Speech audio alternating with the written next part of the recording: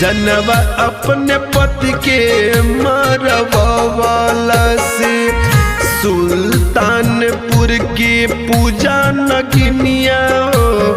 जनवा अपने पति के मरवाला से सुल्तानपुर की पूजा नगिनिया हो। जनवा अपने पति के मरवाला से